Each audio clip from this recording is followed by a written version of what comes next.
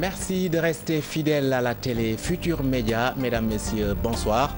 Avec moi sur ce plateau, Léa Soukene Ndiaye, bonsoir Léa. Ibrahim Akan, bonsoir. Bonsoir également à vous, chers téléspectateurs. Voici les titres de cette édition. Au chapitre de l'actualité ce soir, affaire du meurtre de Mamadou Diop, la famille de la victime demande la comparution de maître Ousmane Ngom et du commissaire Harouna Sy. Les deux hommes sont considérés comme les principaux commanditaires du meurtre.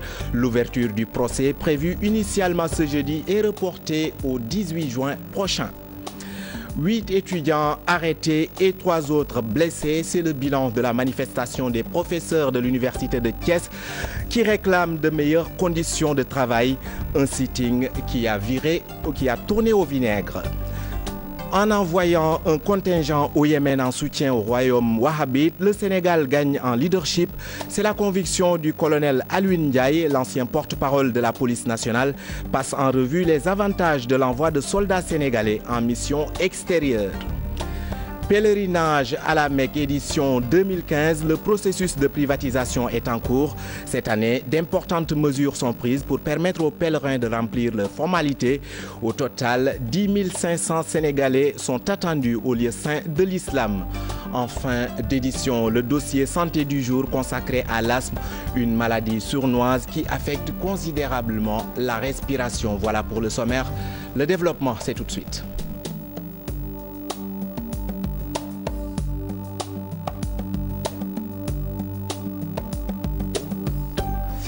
Mort de l'étudiant Mamadou Diop lors des violences préélectorales en 2012, l'ouverture du procès est renvoyée jusqu'au 18 juin. Et motif du renvoi, la partie civile veut l'installation de l'État du Sénégal en qualité de civilement responsable. À noter également l'absence à la barre des présumés coupables Wagan Souaré et Tamsir Oumar Thiam Adiatala et Mamadou Diop. Encore un deuxième renvoi du procès Mamadou Diop, tué à la place de l'Obélisque par un camion dragon de la police. Les avocats de la famille de la victime veulent l'installation de l'État en qualité de civilement responsable dans cette affaire. D'abord, nous avons constaté encore pour la deuxième fois l'absence des prévenus de la salle d'audience, c'est-à-dire les deux policiers qui conduisaient le dragon qui a fauché le feu Mamadou Diop. Le second motif, bien sûr, de l'envoi, c'est que c'est des policiers qui étaient en service commandé, qui intervenaient pour le compte de l'État du Sénégal. Nous avons constaté que l'État du Sénégal n'était pas installé dans la cause et que l'État du Sénégal est civilement responsable de l'action de ses agents en service commandé. De l'avis de Maître Abdoulaye Tine, l'intervention des auxiliaires de police Wagan Souaré et Tamsir Oumar Thiam relève de la violation de la législation policière. Ces individus qui étaient au tout début de leur carrière n'auront pas forcément la solvabilité pécuniaire pour réparer les conséquences dommageables de leur action. Donc l'État qui les avait envoyés sur le front se doit civilement de répondre en lieu et place. Et vous l'avez entendu tout à l'heure, l'agent judiciaire de l'État l'a rappelé, l'État du Sénégal n'a jamais caché son statut de civilement responsable et il le revendiquait. La partie civile espère que ce renvoi va être le dernier et elle reste optimiste du déroulement du procès et souhaite que les responsabilités soient situées. Toujours avec l'assassinat de Mamadou Diop, la famille du défunt demande la comparution de maître Ousmane Ngom et du commissaire Harouna Sy. Pour le père de la victime, les deux hommes sont les principaux commanditaires du meurtre de son fils. Maître Ousmane Ngom et Harouna Sy étaient respectivement ministre de l'Intérieur et commissaire central de Dakar. Au moment des faits, nous écoutons Mamadou Diop, le père de la victime, au micro de Hadiatala. Le procès, bon, je crois que ça se tient normalement. Ce que j'ai à déplorer, c'est, vous savez, les conducteurs, c'est des exécutants.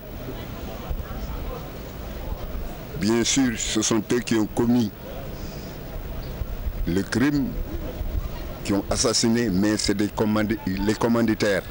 Toujours, je persiste. Le commissaire Harouna Sy et Ousmane Ngom ne sont pas entendus et je ne pense pas qu'ils soient entendus par les autorités judiciaires qui ont débuté l'enquête. Et nous parlons de cette plainte contre l'État du Sénégal. La CEDEAO juge recevable la requête du collectif des victimes des manifestations préélectorales de 2012. C'est le 18 mai prochain que l'organisation compte statuer sur ce dossier. Écoutons à ce propos Maître Abdoulaye Tine, avocat de la partie civile. Ces propos sont recueillis par Hadi Attala. La procédure devant la Cour de justice de la CEDEAO, vous savez, à l'initiative de la rencontre africaine des droits de l'homme, la RADDHO, lorsque nous avons constaté que l'État du Sénégal, c'est notre opinion et notre intime conviction, n'est pas dans les dispositions en bonne foi de régler le problème des victimes, nous avons estimé bien sûr que le temps ne pouvait plus être donc laissé en attente. Il fallait le mettre en œuvre, ce que nous avons fait, et nous avons sollicité bien sûr une réactivation de l'affaire, et la Cour effectivement a accepté de recevoir notre demande de rabat, et le délibéré sera rendu le 18 mai pour nous permettre effectivement, éventuellement, nous avons proposé une date d'audience, c'est le mois de juillet. C'est le mois de juillet prochain. Comme ça nous permettra d'avoir le temps d'organiser le déplacement des familles des victimes sur place devant la Cour pour effectivement obtenir une condamnation de principe de l'État du Sénégal, mais aussi à réparer les conséquences dommageables de l'agissement de ces forces de sécurité qui en 2012 ont violé le droit à la sécurité. Et nous restons dans le domaine de la justice pour parler à présent de l'agression du caméraman Jérôme Gomis. Les travailleurs du Synpics de la RTS ont tenu un sit-in. Ce matin, ils fustigent le comportement du gendarme mis en cause dans cet accident. Devant cet état de fait, les autorités étatiques sont interpellées pour mettre un terme aux agressions contre les journalistes. La section Synpics de la RTS se dit déterminée à poursuivre le combat. Pape Ndérifal y était. L'intersyndicale Synpics-Synthèse de la RTS apporte son soutien à leurs camarades violentés par un gendarme. Ils justifient leur démarche, toutefois, ils déplorent l'attitude de l'agent mis en cause.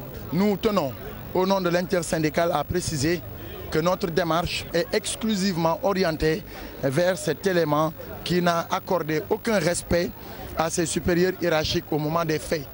À ce titre, nous incriminons toute sa responsabilité dans cette affaire de coups et blessures. Ces travailleurs interpellent les autorités étatiques pour mettre un terme aux agressions contre les journalistes. Notre consoeur Mantouré de la TFM a été brutalisé récemment. Aujourd'hui, c'est au tour de Jérôme Gomis à qui son tour chez le coiffeur. C'est pourquoi nous disons non et plus jamais ça pour que de pareils actes ne soient posés à l'encontre des travailleurs qui ne font que leur boulot. Ils comptent mener le combat jusqu'au bout aux côtés de leurs collègues. Nous ne comptons pas bouger d'un iota sur notre détermination, notre engagement et notre démarche à défendre les intérêts matériels et moraux de tous les travailleurs. Nous restons à la disposition totale du frère Jérôme Gomis pour la suite à donner dans cette affaire. Ces travailleurs ont bloqué l'accès aux locaux de la RTS ce matin, une attitude pour aviser l'opinion afin que la vérité soit établie, disent-ils. Direction Thiès à présent, je vous le disais en titre, le sitting des professeurs de l'université de la région a viré aux affrontements. Bilan 8 étudiants arrêtés et 3 autres blessés. Les étudiants étaient venus soutenir leurs enseignants qui réclament de meilleures conditions de travail. Pour en parler, nous retrouvons Cheikh Anta Diop en direct de Thiès. Cheikh Anta, bonsoir. Oui, bonsoir. Un sitting au départ, mais au finish, la rencontre a tourné au vinaigre. Alors, que s'est-il passé? Oui, la rencontre a tourné au vinaigre. Chaude matinée à Thiès, il y a eu des affrontements entre forces de l'ordre et étudiants de l'université de Thiès. Les enseignants du SAES, syndicat autonome des enseignants du supérieur, et une centaine d'étudiants voulaient organiser une marche pacifique à travers les artères de la capitale du rail. Une marche interdite par le préfet de Thiès. C'est ce qui a suscité la colère chez les étudiants. Il y avait eu des échanges de pierres et de gaz lacrymogènes. Et pour vous dire que selon les syndicalistes, l'université de Thiès existe. Que de nom, c'est une université qui n'a pas de site, une université qui n'a pas de texte réglementaire. Et depuis 2007, date de la création de ce temple du savoir, selon Babacar Diop, qui est le coordonnateur du SAES à Thiès, l'université de Thiès n'a pas encore consommé 30 milliards de budget de fonctionnement des paiements de salaire, alors qu'on est en train d'injecter 65 milliards de francs CFA pour la construction d'une université à Dakar 2 et 65 milliards de francs CFA pour une université à Sine Saloum. Alors que ces enseignants et étudiants demandent à l'État le projet qui a été mis en place pour Thiès. Et pour vous dire que l'université de Thiès est très mal lotie.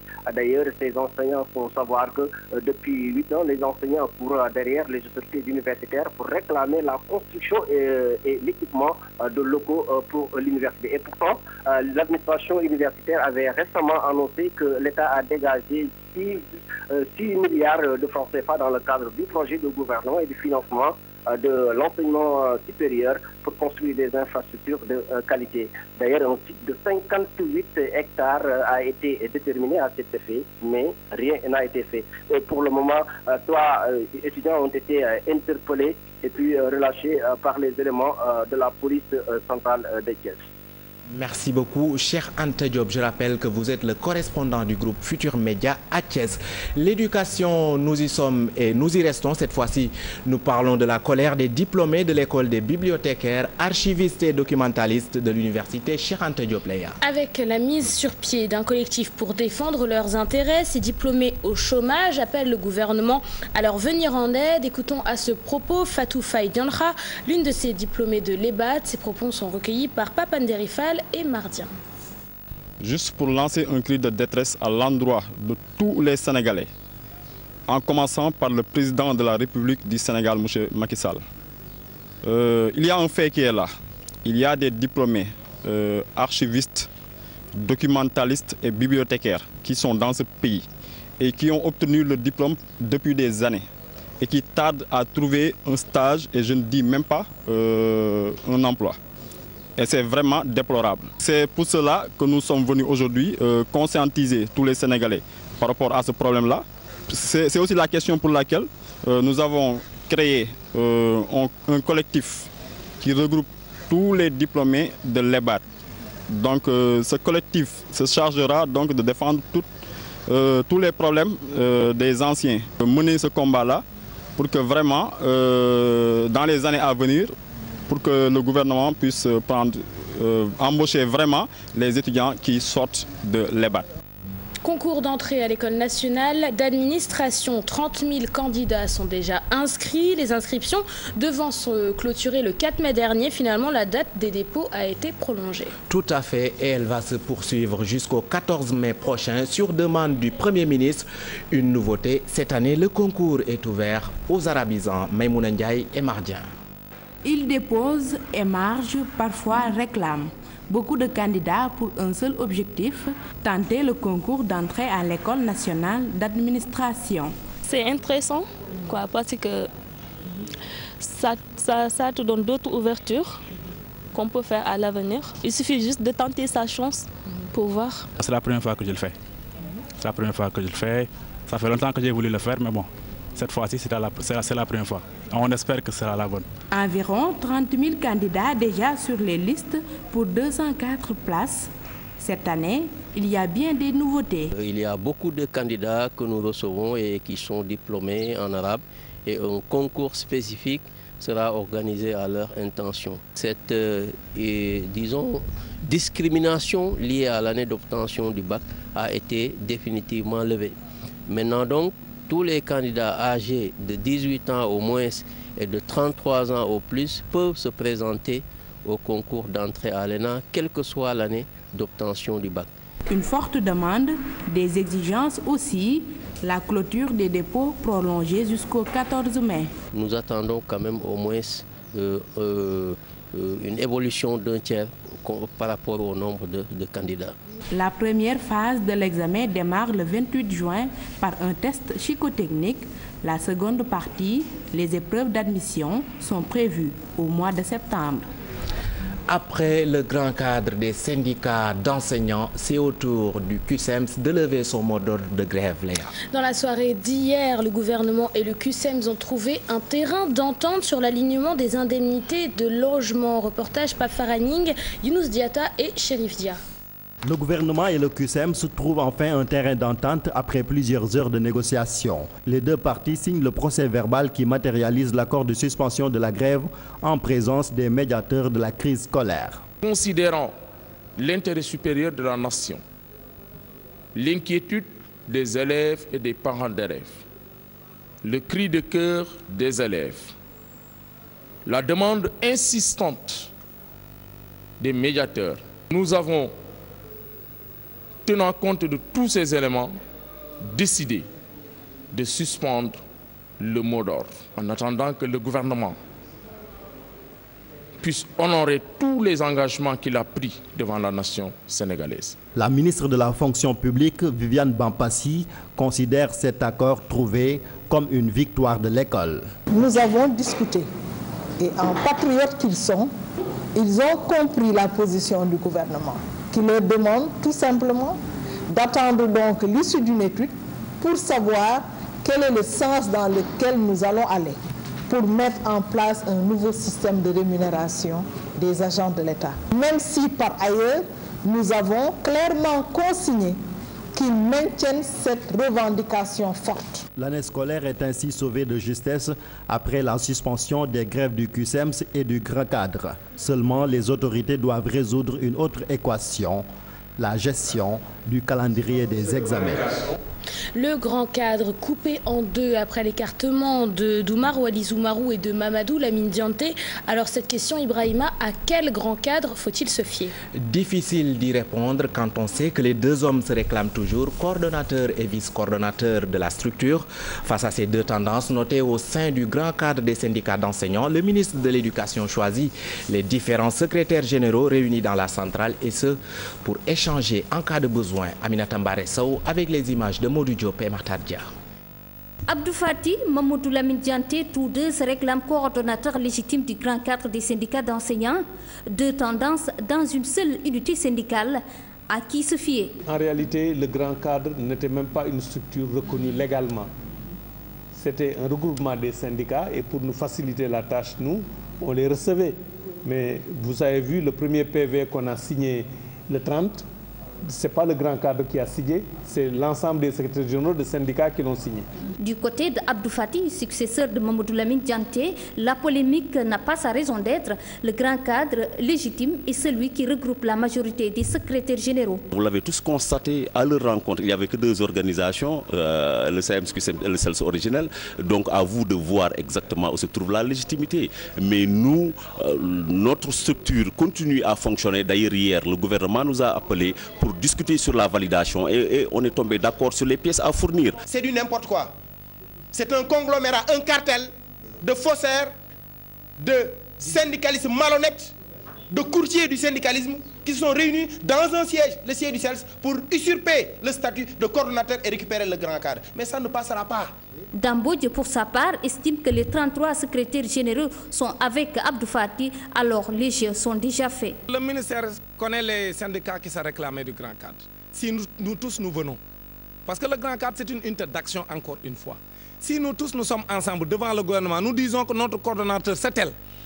Si un autre veut dire qu'il est le coordonnateur, il sera le coordonnateur de qui? Depuis l'écartement de Mamadou Lamine Dianté et de Oumar Wali Zoumarou du bureau du Grand Cadre des syndicats d'enseignants, le flou semble s'installer dans la marche de cette unité syndicale. Nous quittons le domaine de l'éducation pour parler de l'envoi des forces de défense et de sécurité dans des missions extérieures. Des avantages pour le pays et pour les soldats, c'est en tout cas l'avis du colonel Alioune Ndiaye. Pour l'ancien porte-parole de la police nationale, le Sénégal gagne en leadership à travers ses missions. Pour les soldats, le colonel Ndiaye soutient qu'ils reçoivent d'importantes indemnités. Un sujet signé Aminata Mbare Sow et Malika. Colonel Alioune Ndiaye, un homme qui a eu à coordonner différentes missions de soldats sénégalais à l'extérieur. Aujourd'hui, à la retraite, il passe en revue les différents avantages liés à ces opérations. Parfois même, c'est des découvertes pour nos hommes. Et c'est là où il y a l'avantage. L'avantage, c'est l'entraînement de nos hommes. L'avantage, c'est l'équipement de nos forces. L'avantage, c'est, si vous voulez, le renforcement de nos capacités d'une manière générale. Les missions extérieures, des voyages souvent risqués, mais en retour, les forces de défense et de sécurité sont indemnisées suivant la nature de la mission. Individuellement, ça veut dire les missions de maintien de la paix, d'observation et autres. Les gens, quand ils partent, ils sont logés individuellement. Ils s'occupent de leur propre intendance, donc la nourriture, l'hébergement et tout. Et c'est pourquoi les indemnités sont assez importantes par rapport à la cherté de vie, par rapport au terrain même, comme le cas d'espèces, comme au Mali. Nous nous déplaçons avec tout un arsenal d'équipements et d'organisation. Alors c'est pourquoi, dans ce cas d'espèces, l'indemnisation n'est pas aussi importante souvent que dans l'autre cas. De l'envoi probable de 2100 soldats au Yémen, le Sénégal devra définir les différentes modalités en collaboration avec l'Arabie Saoudite. Lorsque c'est les Nations Unies qui commandent la mission, l'indemnisation est connue parce qu'il y a des grilles officielles qui sont connues. Par contre, quand c'est une intervention demandée par un partenaire, donc c'est un accord de pays à pays, vous voyez bien que tout est discuté, tout est élaboré entre les deux partenaires. L'envoi des 2100 soldats au Yémen continue de susciter des commentaires, mais pour certains, le Sénégal n'a rien à perdre. Parlons à présent du pèlerinage au lieu saint de l'islam, édition 2015. Le processus de privatisation est enclenché, Léa. Cette année, 10 500 pèlerins sont attendus. Des dispositions sont prises pour leur permettre de remplir leurs formalités plus facilement. En attendant la généralisation de cette mesure, des bureaux d'inscription sont ouverts à Saint-Louis et à Kaolack. La commission chargée au pèlerinage était en conférence de presse ce jeudi en présence de Fatima Taba et Ibou Cissé. Préconisée après le Hajj 2014, la privatisation du pèlerinage est en cours de développement. Cette année, 80% des pèlerins sont confiés au privé. L'ouverture des bureaux est prévue le début du mois prochain. Là, nous sommes à la phase ouverture du bureau des inscriptions. C'est prévu cette année à l'aérogare des pèlerins, Inch'Allah. L'ouverture est prévue à la fin du mois de mai. Pour 60 jours. 2000 pour la mission officielle. 8500 pour les privés. Vous constatez une augmentation par rapport à l'année dernière. Ils étaient 7000, ils sont passés à 8500. Donc il y a 1500 pèlerins de plus dans le cadre du processus de privatisation. Pour cette édition 2015, certaines dispositions sont prises pour faciliter la tâche aux pèlerins. Ces derniers pourront faire leurs formalités dans leur localité. Ça, c'est la finalité, que le pèlerin n'ait plus besoin de venir à Dakar pour effectuer toutes les formalités, qu'il vienne à Dakar ou à Ndias pour prendre l'avion. Donc, cette année, Inch'Allah, on va ouvrir un bureau des inscriptions à Saint-Louis et à Kaolack. Et dans les 4, 5 ou 6 années, il faudra que le commissariat puisse ait des bureaux d'inscription dans toutes les régions du Sénégal. 6 vols pour au total 10 500 pèlerins. Le premier départ est prévu le 1er septembre prochain. Reconstruction du pont de la Patte d'Oie. Sur place, les activités des vendeurs tournent au ralenti. Une situation qui découle de leur délocalisation en raison des travaux et des déviations sur le site. Ces derniers souhaitent une reprise normale de leurs activités. Aïssatou Païfal et Adam Gueye ont fait un tour à la Patte d'Oie. Plusieurs commerçants ont été déplacés. La reconstruction du pont de la Patte d'Oie est passée par là. Elles vendent du café Touba et la poussière soulevée par les caterpillars lui cause beaucoup de désagréments. Il y a trop de poussière, mais nous n'y pouvons rien. Les gens sont obligés d'acheter mon café Touba, mais la poussière les indispose. C'était mieux là où nous étions avant.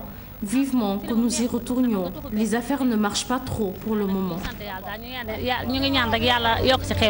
Ce chauffeur de taxi refuse certains trajets, car à certaines heures, des embouteillages monstres plombent la circulation. À partir de 18h, je refuse d'emprunter cette route pour aller aux Parcelles Assainies. C'est infernal. Je préfère rouler ailleurs. Une fois que vous rentrez ici, vous êtes carrément bloqué. Malgré tout, je trouve que l'initiative est bonne. Une fois terminée, ce sera mieux pour tout le monde. Cette vendeuse de poissons brisés souhaite que la reconstruction du pont se fasse dans un délai très court. J'espère qu'ils ne vont pas nous déplacer à nouveau.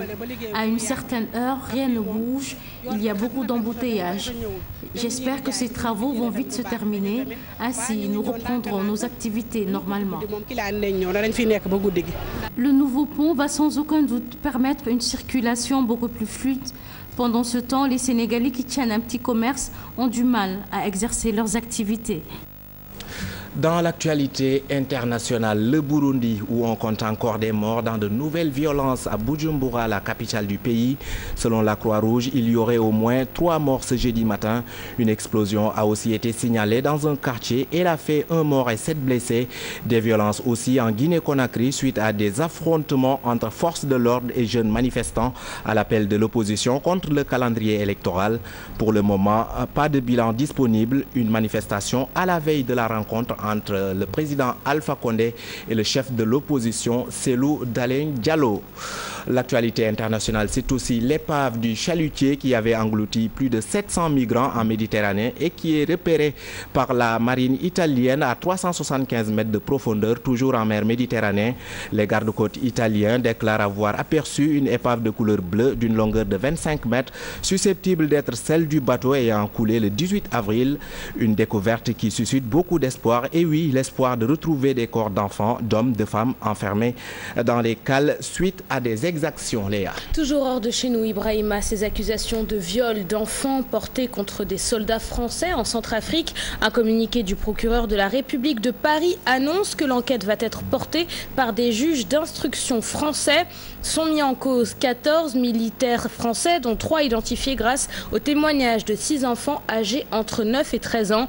Des témoignages recueillis dans un rapport de l'ONU en 2014. Et puis la Cour pénale internationale, Laurent Gbagbo et Charles Blé Goudé à la barre le 10 novembre prochain. La CPI va recueillir les déclarations d'ouverture des parties et participants. Selon un communiqué du tribunal basé à La Haye, l'ancien président ivoirien et l'ex-chef de milice sont accusés de crimes contre l'humanité lors de la crise post-électorale de 2010 à 2011. Et de l'actualité internationale, Ibrahima, nous passons au sport. Ah oui, et ce 7 mai, le Sénégal se souvient d'un homme qui aura fait les beaux jours de son football. 3 ans, jour pour jour, que nous quittait Jules-François Bocandé et Samaï, comme l'appelaient affectueusement ses proches, quitté ce monde à l'âge de 53 ans à Metz des suites d'une opération chirurgicale.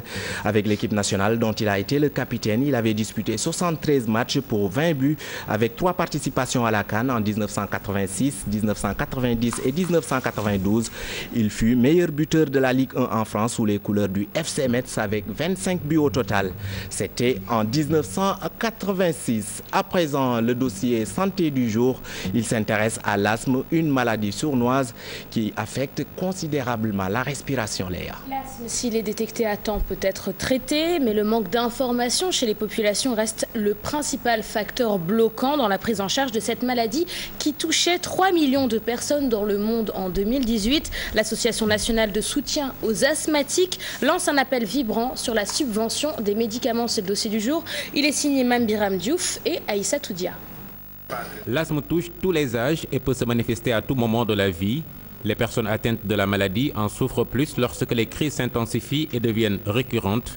On dit souvent que quand les 2 parents sont asthmatiques, les enfants ont 50% de chances d'être asthmatiques. Ceux qui n'ont pas de parents ou d'ascendants asthmatiques connus, souvent ils ont moins de risques d'avoir la maladie, une manifestation de la maladie ultérieure.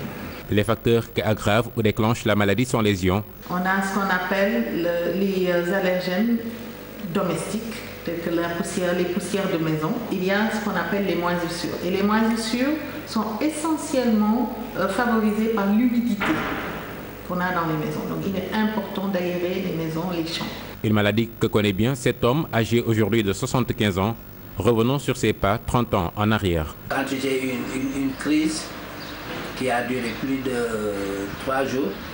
Alors je me suis rapproché du service de pneumologie de l'hôpital de Paris. Son petit-fils Alioune vit avec la maladie. J'ai l'asthme. Souvent quand je suis à l'école, j'ai des crises. Je joue au basket, au football avec mes amis. La prise en charge, un éternel problème, surtout dans une famille pareille. Nous demandons à l'État alors de nous venir en aide, surtout pour subventionner les prix des médicaments. Ici à Dakar, nous avons l'intention, un grand projet qui tourne aux environs de 900 millions. L'asthme, une maladie coûteuse, le traitement se fait à vie. Ainsi, améliorer le diagnostic précoce de l'asthme reste un défi à relever. Personnellement, je ne suis pas asthmatique. Mais par contre, ma fille présente ces symptômes. Ça l'empêche de dormir la nuit. On m'a dit que sa mère était asthmatique quand elle était plus petite. L'asthme, chassons les idées reçues, thème de cette année dans la lutte qui est menée. Pourquoi? On a beaucoup d'idées préconçues par rapport à la maladie et par rapport à son traitement. Et ces idées préconçues peuvent poser problème. Il paraît que quand on a une tortue dans la maison, ça peut calmer nos crises d'asthme. Au Sénégal, le taux de prévalence global n'est pas encore établi, mais une certitude, le nombre d'asthmatiques va crescendo. Voilà, c'était là l'essentiel de l'actualité de ce jeudi. Merci de nous avoir prêté attention. Merci à toi, Léa. Merci à toi, Ibrahima. À demain. Allez, à demain, Inch'Allah. Nous retrouvons Pape Cheikh Diallo pour la suite de Permanence. Mais merci à vous. On merci retrouve à toi la également. rédaction tout à l'heure à minuit pour le bulletin. Tout à fait. N'est-ce pas? Le temps d'aller dîner? Oui. N'est-ce pas? Bien voilà. dîner. Hein. C'est une question très pertinente. Merci. On retrouve donc la rédaction à minuit. Ce sera pour des infos qui seront présentées sous forme de bulletin. On se retrouve juste après ce qui suit.